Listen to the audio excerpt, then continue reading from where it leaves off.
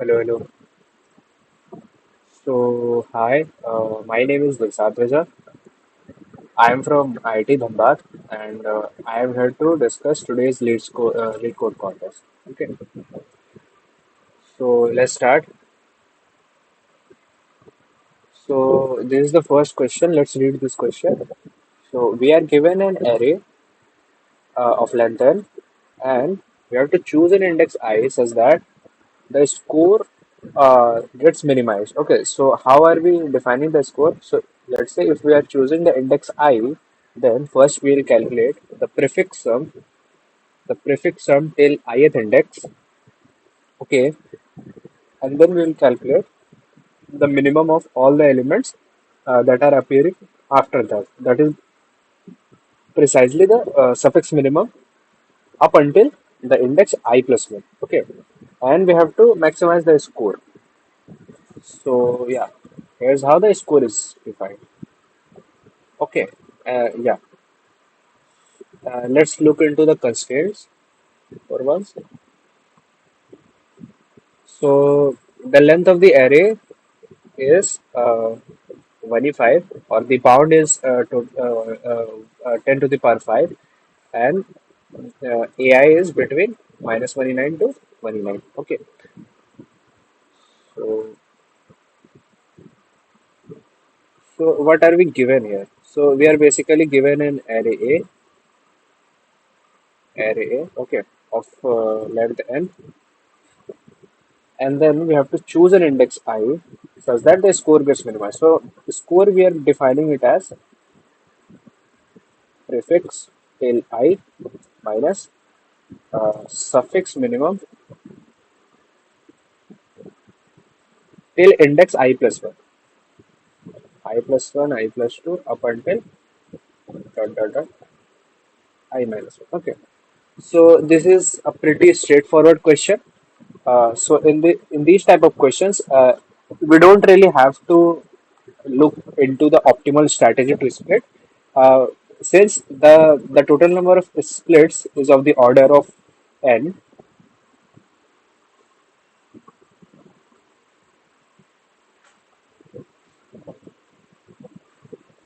so the total number of splits that are possible is from I is equals to 0 up until I is equals to n minus 2, right?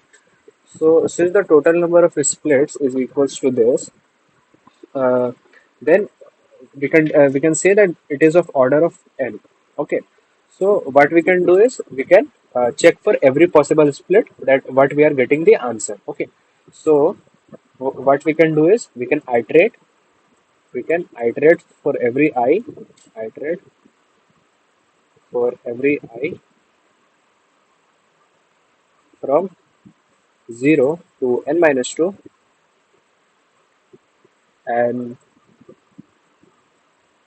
then check what score we are getting.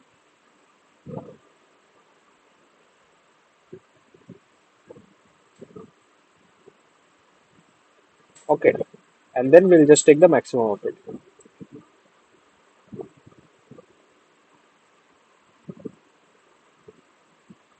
So for this to work, we would need to pre-compute the prefix sums.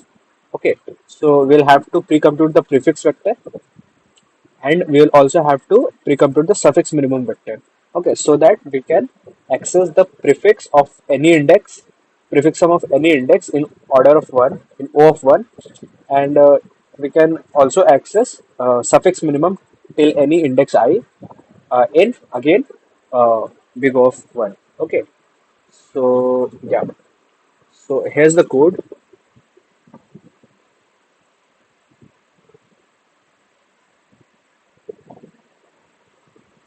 So yeah, this is what I have done here. I have initialized my answer with a very negative number, a large negative number. Okay, since we are taking the maximum of every answer, so that's why. And then I am pre-computing the prefix sum array.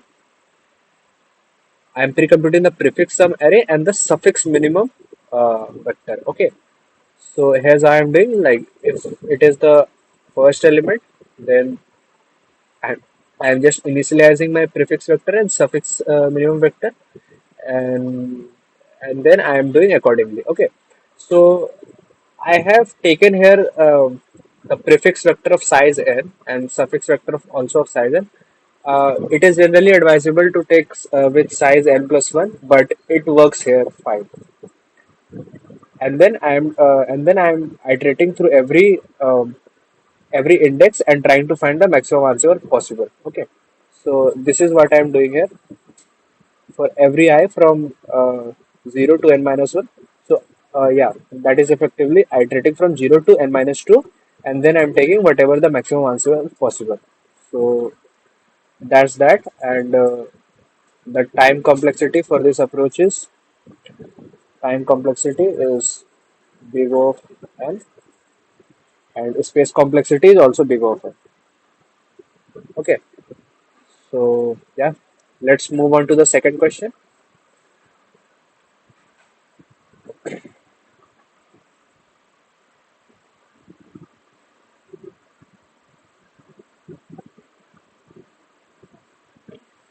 So let's read this question. So we are given five integers, cost one, cost two, and uh, a cost both need one and need two. Okay, and what we are required to do?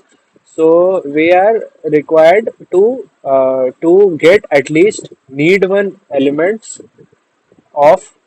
So basically, there are three types of items available: an item of type one, which cost one; item of type two, which cost two; and item of type three, which cost equals to cost both. Okay, and type one, type one contributes 1 unit to the type one requirement. Type two contributes to 1 unit to the type two requirement. Type three can contribute to both. Okay, so and we need to collect as many items as possible such that the need one and the need two uh, condition is satisfied. Okay, so we have at least need one elements of type one and need two elements of type two, and yeah, that's that. So and we need to require the minimum total cost to achieve these requirements. Okay, so let's look into the constraints for once. So we are not given any test cases. We are just given one test case, and in which these five variables are given, and you would notice that uh, the number of the requirements need one and need two is of the order of 10 ki power 9, so we can't really just iterate through anything. Okay, yeah, and the costs are between 0 to 1 1 to 1. Okay, so let's see what we are given. So I'll denote cost one as just C1. Okay, so the cost one is C1 and the cost two is C2, and there's a combined, and there's an element of type 3. There's an item of type 3 which can contribute to both 1 and 2. I'll denote that cost as C3. Okay, so and then we have to fulfill two requirements, that is need one and need two, need one and need two, such that yeah, so we have to buy some number of items of type 1 or type 2 or type 3 such that these two requirements are fulfilled. Okay, so let's say if there was no third item, say, then what would we have done? We would have just simply answered that this is my answer, like whatever number of requirements for the item of type 1 is, we multiply it with its cost plus requirement of type 2 multiplied with its cost. Okay, or just just C2. Okay, so this could have been my final answer. But since we are given x3, which can contribute to both need one and need two, then uh, then the problem changes significantly. Okay, so let's say let's say that that I am choosing, or rather buying. uh, I am buying X number of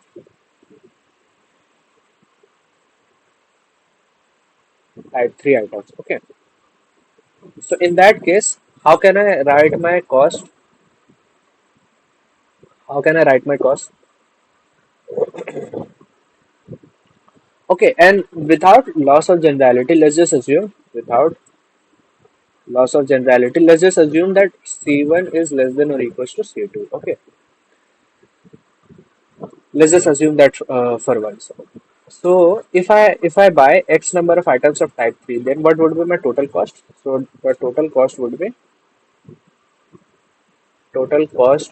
X into C3 plus X into C3 plus plus whatever number of required items left. Okay, so that would precisely be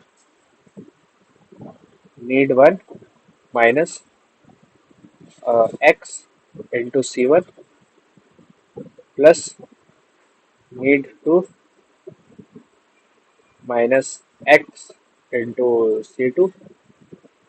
Okay, so but then again, if I buy more items of, if the value of X is greater than need 1, then this would automatically become 0. Okay, so this thing has to become 0. Okay, so to impose that restriction, we can rewrite this as X into C3 plus maximum of 0 comma need 1 minus X into C2 plus maximum of 0 comma need 2 minus X into C2. Sorry, C1 would come here. Okay, so since I have written my cost like this, you would notice one thing. This cost function. So this cost function.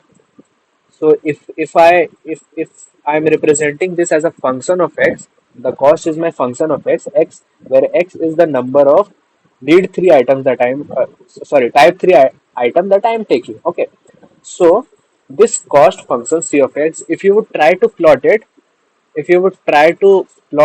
against X, this is X and this is C of X, then it would come out to be some linear function in some interval. Okay, so let's say for an interval this function looks like this, then for some interval it would look like this, or maybe something else, maybe it could be like this. Okay, or maybe it could be like this, or anything else. Okay, so what I'm trying to convey with this is that with this is that this this cost function is basically a piecewise linear function. Okay, so for some finite number of intervals, for every interval it would be linear. Okay, and it would change its slope at some fixed point. Okay, so and since we want to find out the maxima, or rather minima, since we want to find out the minima, we just have to we just have to check its value at its endpoints. Okay, for example, here, here, and here. So if it has, let's say, it will have two endpoints.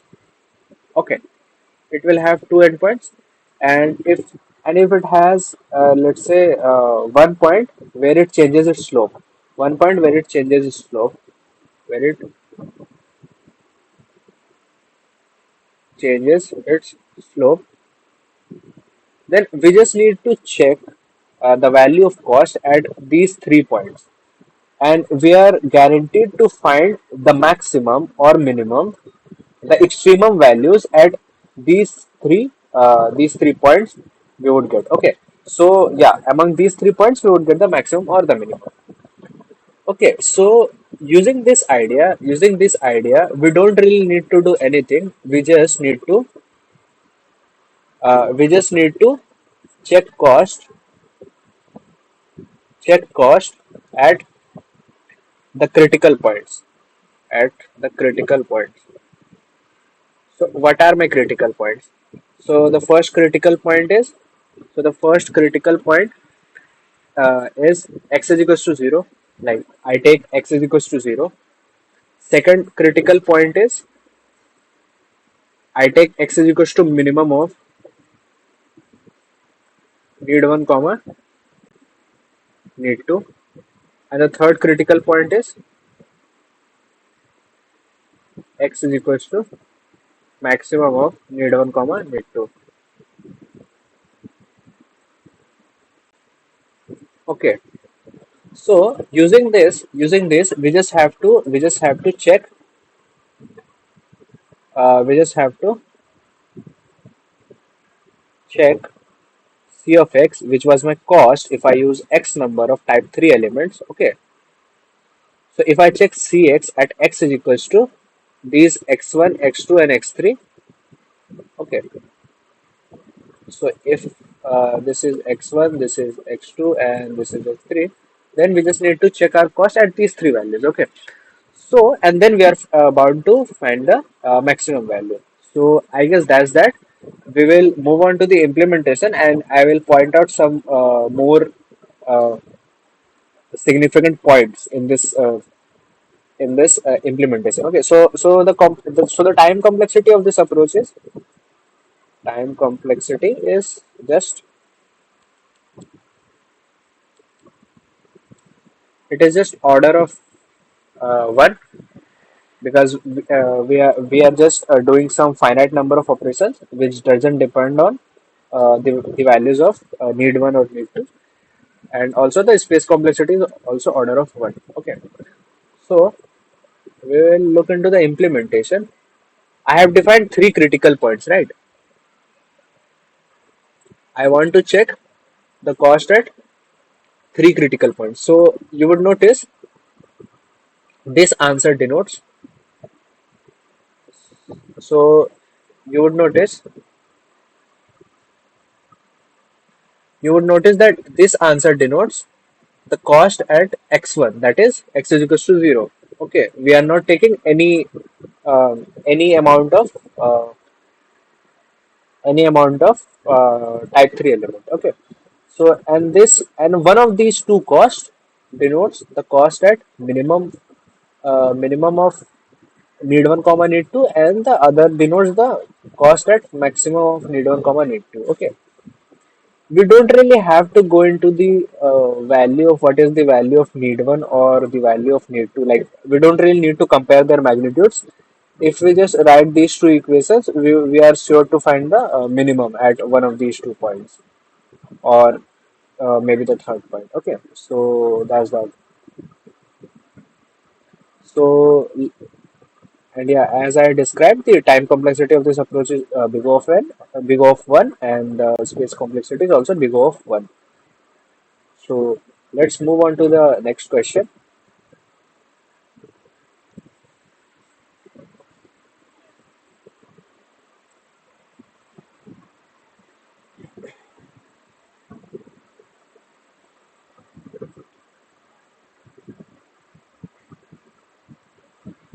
So let's read the question.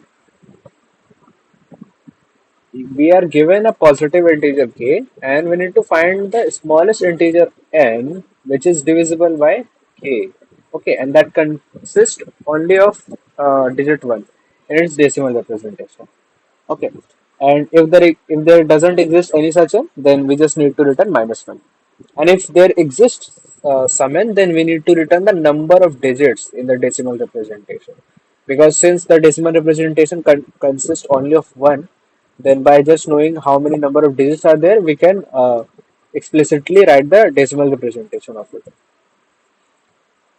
Okay, and the constraints on k is 10 to the power 5. So this is important. This constraint here is important in building our approach. Okay. So yeah.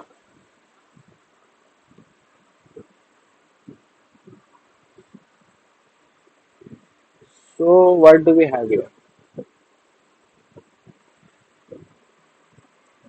So what do we have here? So we are given k, and we need to find the smallest n. smallest n, which is a multiple of, which is a multiple of k, and n contains only ones.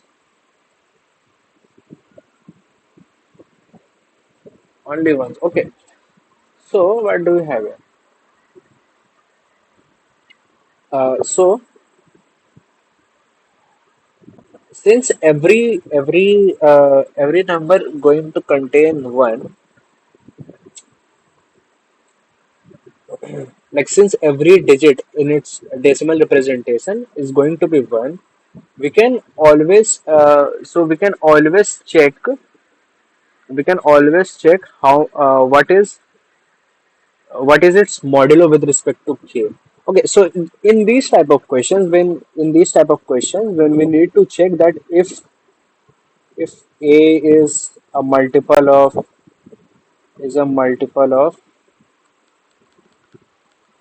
or rather if x is a multiple of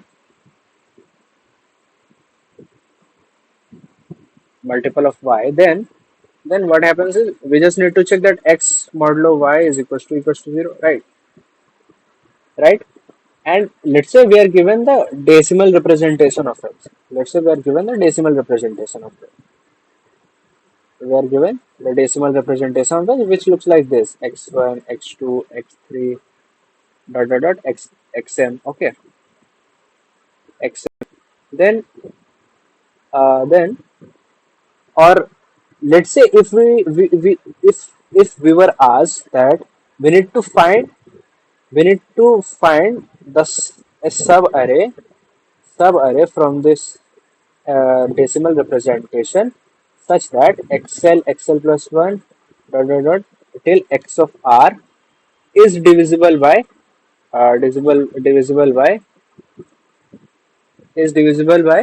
y. Okay, so then how do we do it? So it is a very common idea that if I if I'm writing if I'm defining, let's say, a prefix vector till some index I, like this, like this, that whatever the xi is plus 10 into 10 into prefix of I minus 1 modulo whatever the number y is. Okay, so if I'm doing something like this, so if I am pre-calculating a vector like this, then to check that a subarray is divisible by y, we just need to check that prefix of prefix of r prefix of r minus prefix of l minus 1 in modulo y is equals to 0. Okay, we just need to check that, or rather just prefix of r is equals to prefix of l minus 1. So what does this indicates? This indicates that whatever the decimal representation till the index l minus 1, whatever that was, whatever its modulo is with respect to y, we are getting the same modulo with respect to r. So that just basically indicates that uh, like adding these numbers into its decimal representation doesn't really shift in its modulo. Okay, so that is a way to check if a subarray of a decimal representation or any representation in any ways is actually divisible by some other element or not. We just take the modulo, like whatever number we are getting, if we take the modulo of it. Okay, yeah. So using this idea, using this idea, using this idea, Using this idea, we can try to build our approach. So our approach can be something like this. Okay, since we are starting with number is equals to n. So since we are starting with n is equals to 1, and then what we are going to do? We are going to multiply it with the previous number plus we are adding 1. So in this way, every n would just be some number of ones. Okay. So in this way, every n would be some number of ones. Okay. So and then we are going to check for this whatever modulo we are getting with respect to y. Okay. So so can we say something like this? If there are two numbers, x and y, x and y, and x is congruent to y mod k, then can we say, and then if I do something like this, like if I calculate the next number for this x, and if I calculate the next number for this y, can we say for sure that x1 is congruent to y1? Yes, we can, because since x is congruent to y mod k, then x1 is congruent to y mod k. Okay, so so how does this help in our approach? It helps in a way that if I if I'm starting from if I start with start with n is equals to 1, okay, and clearly modulo clear n modulo k is congruent to 1,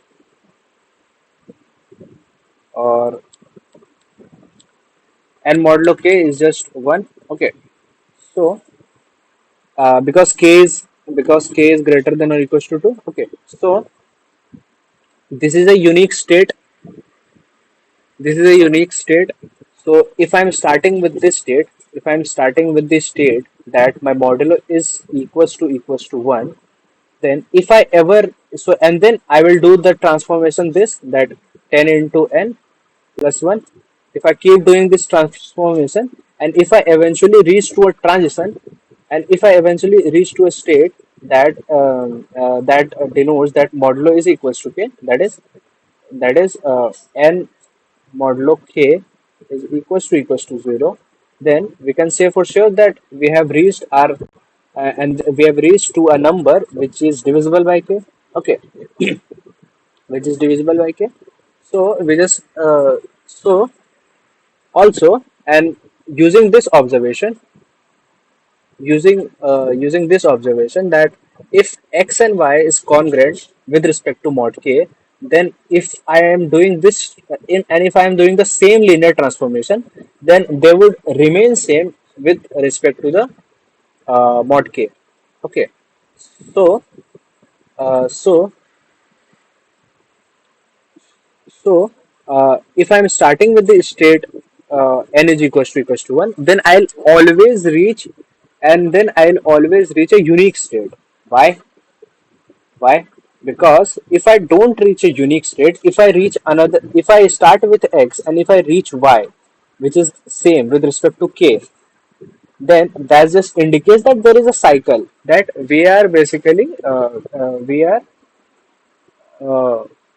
we are repeating between the same cycle um, between the same states. Okay, so if we ever arrive at a state, if we ever arrive we ever arrive at some already visited state,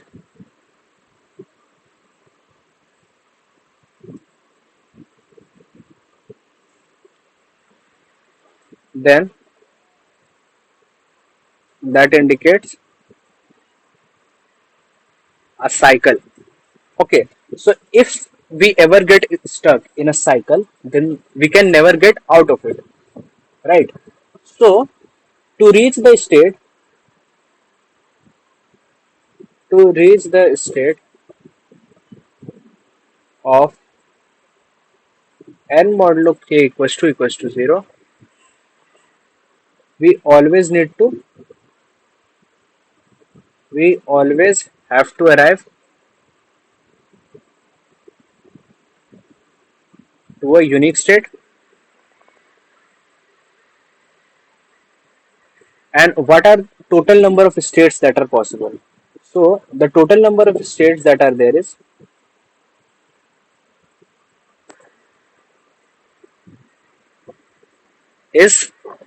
just k from 0 to k minus 1. So these are just k number of states. So we always need to arrive at a unique state. Okay, such then only we are guaranteed that we are reaching like the unique states. Then we are guaranteed that we are not stuck in any cycle. Okay, yeah. So why am I trying to prove this? I'm trying to prove this so it would make it clear the correctness of the approach. Okay, I could have just written a while loop and then I would have just told that if this while loop runs for more than k for more than k times, then the answer is no. So that would not actually prove the correctness of the approach. Okay. So to prove the correctness of the approach, we need to prove how many states we are actually going to visit if we can actually arrive at a state with k is equals to 0. Okay. So yeah, that's that. So let's see the code for once.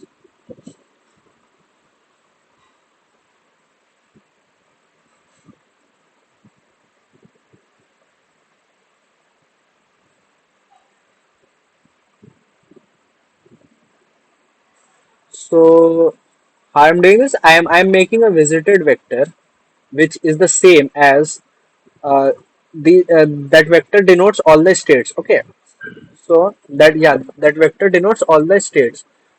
So I am starting with the state 1, and this previous element is just this previous variable just indicates what was the previous state that I was at.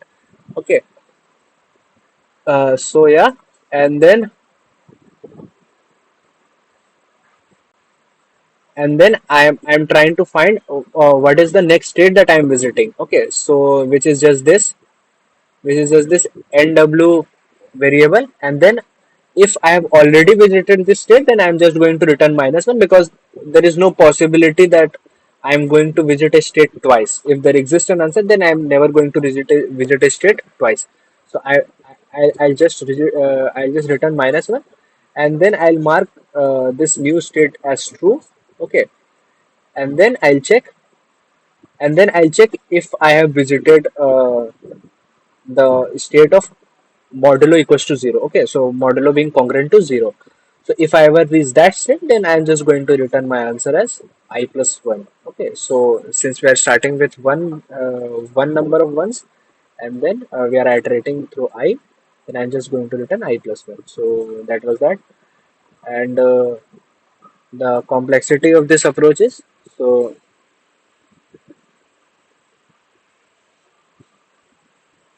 time complexity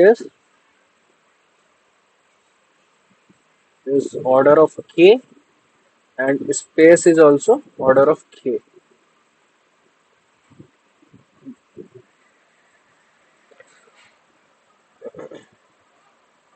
So let's move on to the next question.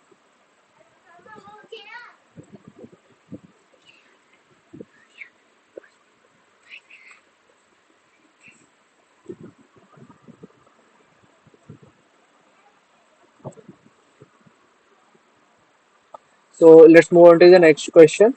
In this question, we are given two integers, low and high, and we are defining an integer as balanced if it satisfies some conditions. So what are the conditions? That it contains at least two digits, and the sum of the digits at even positions is equals to the sum of the digits at odd positions. Okay.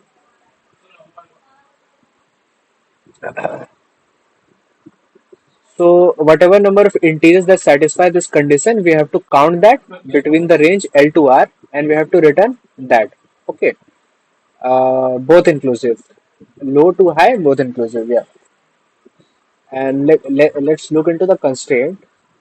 So the constraints are 115. So low, so the low goes to 0 to 1 to 115, and high also goes to 115. Okay.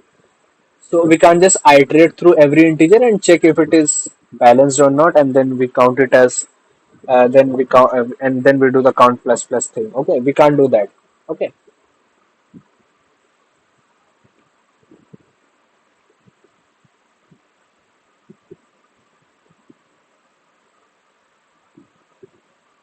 So yeah.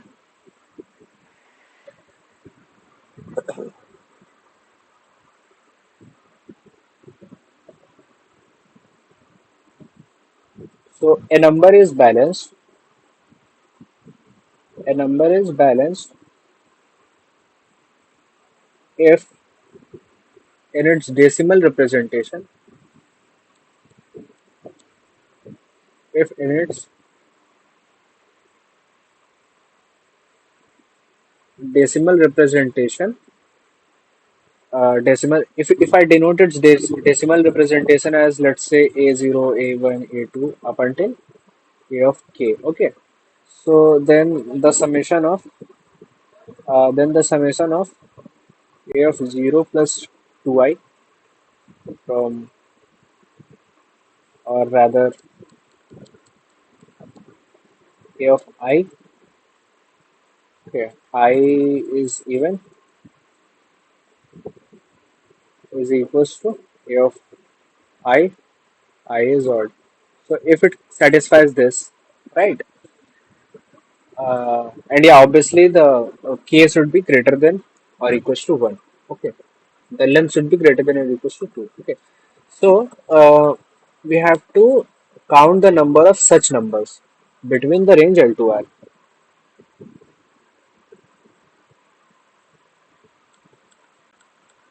So yeah, so we have to count all n between L to R, right? So how can we do this? Obviously, if n was obviously if R was less than or equals to 1 is 5 or 1 is 6, then we could have just do the brute force, right? But uh, obviously we can't do this here. So what can we do here? We can try to build some dynamic programming approach. Okay. So if what are my uh, what are the states that I require? Okay. So in any dynamic programming question, if you are feeling that it is a dynamic programming question, then first of all you should think of what are the possible states. And states you should define it in such a way that is sufficient. That is sufficient with respect to the problem. What is being asked in the problem, whatever the important information that I need to calculate my final answer, that information has to be there in the states. Okay, so the states must contain at least all these information. Okay, whatever is required with respect to the question that I'm solving. Okay, so if I define a state like this, so I will tell you how I build up my approach. Okay, so initially I defined a approach like this, like I comma if prefix comma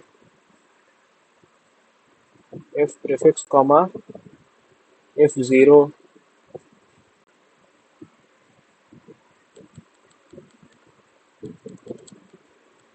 So if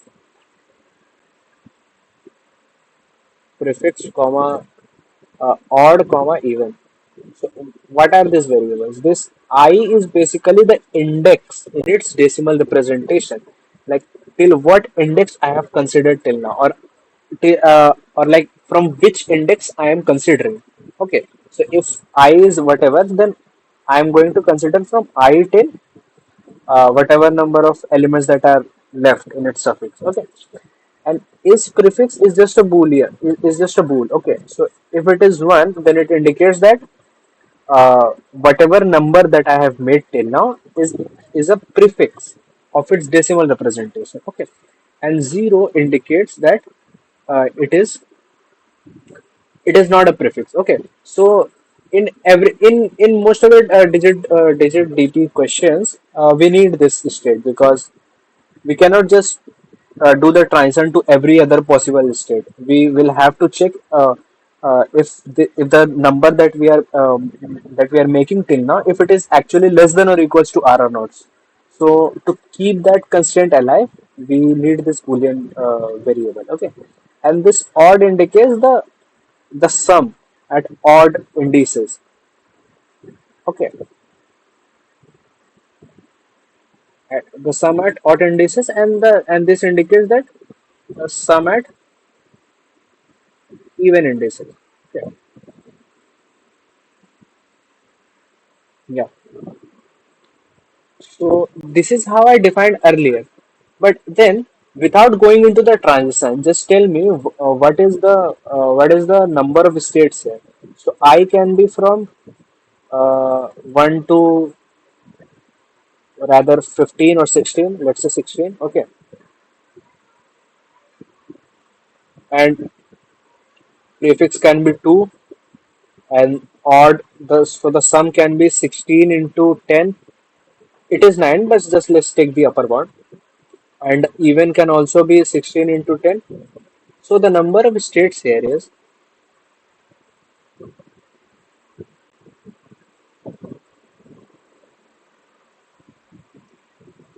so the number of states here is basically 16 cube into uh, 10 square into 2, which is a big number. It is greater than or equals to 1 is 6 at least. Okay, since it is a very large number, and also we'll have to do the transitions also like 10 times at least. So so the overall complexity is like very large. It is at least greater than 1 is 7. Okay, so initially I had taken this DP state, but you can do one optimization here. You don't really actually require these two. Okay, what we are asked to do, we have only been asked to count the number of such numbers which has odd equals to even. Okay, so we don't really require to store both odd and even. Okay, how can I optimize this? We can optimize this in such a way that replacing these two state, I can introduce another state, that is the third state, that is difference between even and odd. Okay, so if this difference is equals to 0, that will just indicate that the even and odd are equal. Okay, just give me a moment.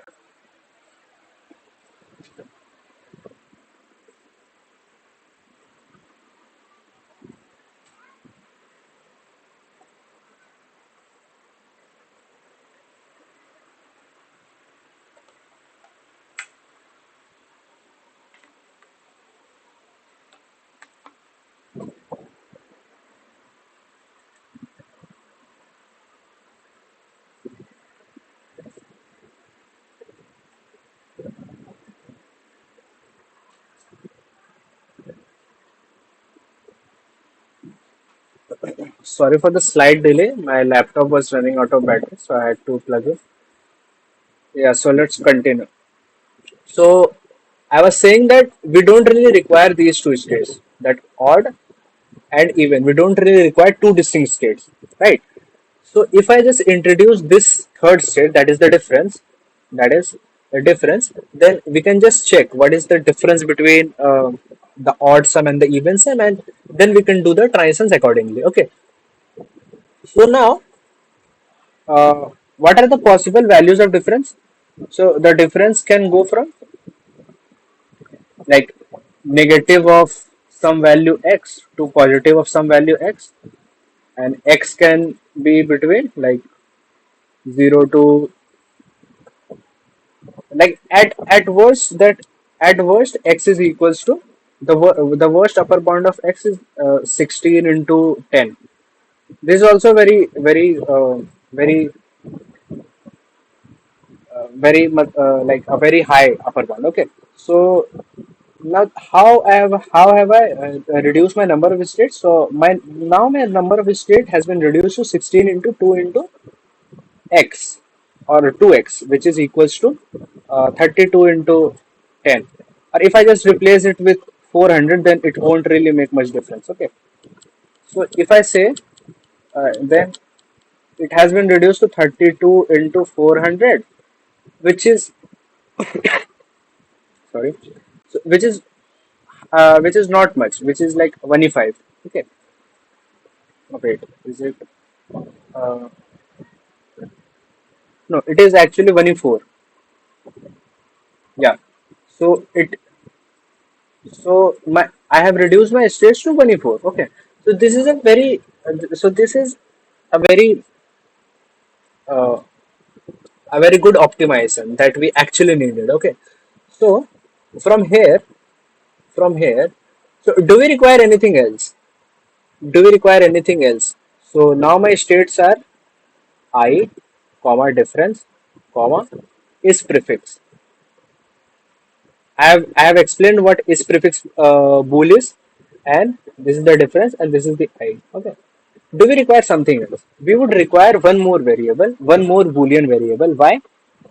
To indicate that my number, that the number that I have built till now is not actually equals to zero. Okay, so if let's say I'm doing the transition and I just take the zeros. I'm filling with zeros. Then here also my difference would be zero. Okay, but I haven't taken any digit. I haven't taken any single non-zero digit. Okay, so this is effectively zero, and but it would get counted in my answer. Why? Because the difference here is also zero. The difference between the odd numbers at odd positions and even positions would be zero. So it would get counted in the answer, but it is wrong, right? So we would need another boolean variable that is zero. So it would indicate one would indicate that my current number is exactly equals to zero, and zero if current number is not equals to zero. Okay, yeah, so not equals to zero. So we require this state also, but again, this is not a very this won't really make much of a difference because this is just a boolean. So it would just multiply my number of states with two. Okay. So with these states, that is I, comma difference, comma two boolean variables, that is prefix, comma is zero. So with these four states, we don't really require anything else. This is sufficient to store every information that is needed to calculate my final answer. Okay. So yeah. Given these states, now we need to find the transition accordingly. Okay. I try to I would try to make the transitions simpler by dividing this into two parts.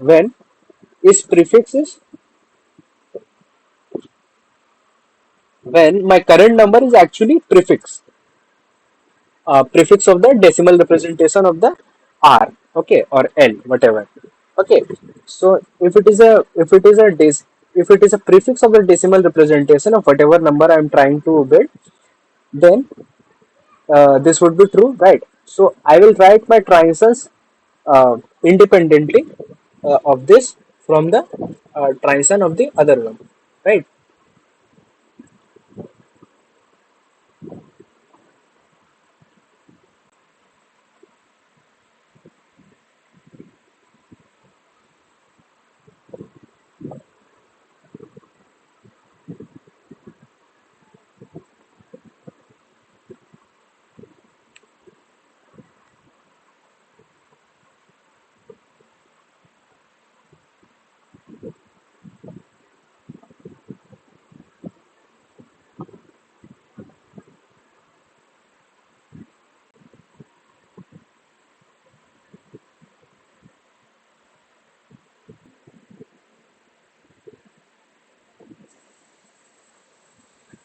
So yeah, so I was there that I had defined the state that it was I is prefix, uh, is zero and difference. Okay, so let's try to write down the transition. Okay, so I will write it in two steps. First, if prefix is one, otherwise if prefix is zero. Okay, transition. My transition would be nothing but summation of like dp of I comma s prefix is zero, difference plus is equals to whatever number of answers that I am getting if I reach to a state k. Okay, so it would be summation over k. So k would go from 0 to 0 to so it would go from 0 to representation at ith index. Okay, so it can't go beyond that. Why? Because prefix is my because this prefix is 1, so we can't really count the numbers which are greater than r, right? So we would go till all these index, we would count what would be my new its prefix. So its prefix would only be 1 if it was 1 previously, and if k is exactly equals to representation of I, then only then my new its prefix would be 1. Okay, and what about is 0? Is 0 would be 1 as long as the previous is 0 was 0, and if my k is exactly equals to 0. Okay, so in those cases, I would have to count the final answer differently. Okay, so and what about my other DP? What if my DP? What if my is prefix is 0? So in that case, I will count the answer for every possible k. So I will count the answer for every possible k that was from 0 to 9, right? So yeah, so and then I would calculate the answer accordingly. So I can so let's just move into the code. Okay, directly move into the code. That would be actually be a better explanation. So this count function is basically my recursion function, right? I am passing all the necessary variables in this. Okay, and if I is greater than or equals to TOT, where TOT denotes the length of the decimal representation of the number n. Okay, so in that, so if I is greater than or equals to 2, then I would just check if my difference is equals to 200. Why is it 200? So since difference can be negative as well, difference can be negative as well, difference can be negative as well. So I'm just shifting my difference by 200. So 200 would actually denote 0, and 0 would actually denote minus 200, and 400 would denote 200. Okay, so I am shifting this only because I cannot access negative indices. Okay, so that's why. So my 200 would actually denote that the difference is 0, right? And then uh, I'll check my variable if 0. If it is not 0, then only it would return 1. Okay. Otherwise, it would return 0. I have explained the reason earlier, right? So, and again, if this state has already been calculated, then just return the value of that state, right? And then I would do the transitions. So, in the doc, I have explained the transitions into two parts, but I can combine them into one. I'll just check what is my limit, right? So my limit would just be uh, the representation at the ith index if this is a prefix, otherwise it would be 9. Okay. So then I would move from k equals to 0, then k equals to limit. I will calculate my next if prefix boolean, and if 0 boolean. Okay. And then I would also calculate my next difference, uh, and then I would also calculate my next difference value. Okay.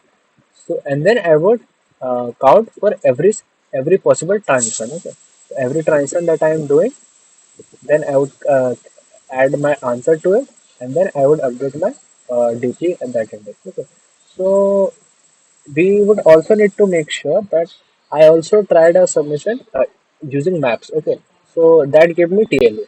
Okay, so you can try that as well. Maybe it might work, but for me it gave me TLA. So I tried to optimize it by DP matrix of the required size. Okay, so it is a 4D matrix, four-dimensional matrix of the required size, and then uh, I'm doing first for n is equals to r, and then I'm doing for n is equals to r minus 1. Like if I'm required to calculate for if I'm required to calculate between r and l, then I can just do calculate for less than equals to r, and I can calculate for less than equals to l minus 1, and they can subtract just. Then I can just subtract, and that will just be my final answer. So the space complexity is the space complexity is 16 into 16 into 2 into the maximum sum, which I assume it to be just 10, right? So 10 into my two Boolean variables. Okay. So this is we can write it in terms of log of n. So this is basically log of a. This is log of a. This is just 10. Okay, and these are just constants. This two, and these two are constant. So we can try to write in that way as well. So it will just be log of a with base b whole square into base b. So yeah, where a is 150. Okay, and the time complexity would be,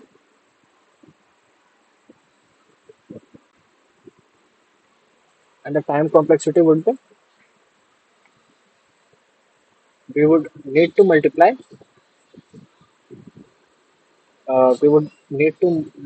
another 10 or b for the transition. So b into space complexity. That is just going to be my uh, time complexity. Okay, so that's that. I hope you enjoyed this post contest discussion. Uh, Thank you.